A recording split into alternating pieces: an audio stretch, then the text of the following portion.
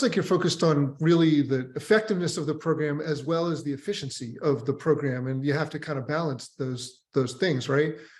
I'm curious what kind of metrics you're using, off the top of your head, maybe just a few of the key metrics that when you think about your program, what do you value?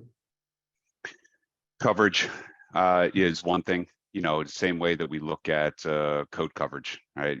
For testing, I think we're trying to approach it the same way with product security, in the sense that, where do we have the right coverage from lines of code compared to security, applying security.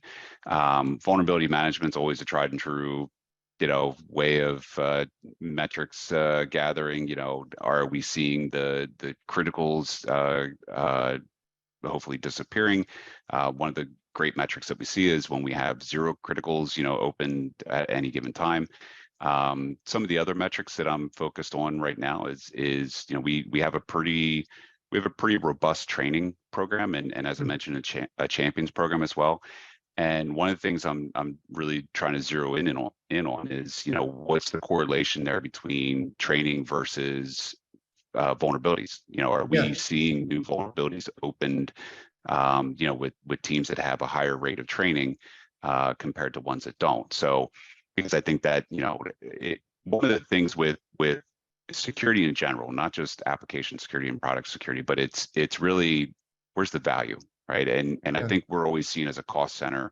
But, if we can prove that we're saving the company money by, integrating these tools and really focusing on the right things while reducing risk, that's really where we want to hone in on the metrics. I love that you're actually measuring the fact that, you're seeing the rate of new vulnerabilities for projects to try to figure out which of the practices you're doing is actually leading to those outcomes. That's really smart. That's something that we try to encourage all our customers to do. Is you can measure it right with contrast, is look for the rate at which new vulnerabilities are being introduced, and hopefully that's going down. If it is, then you're probably headed in the right direction.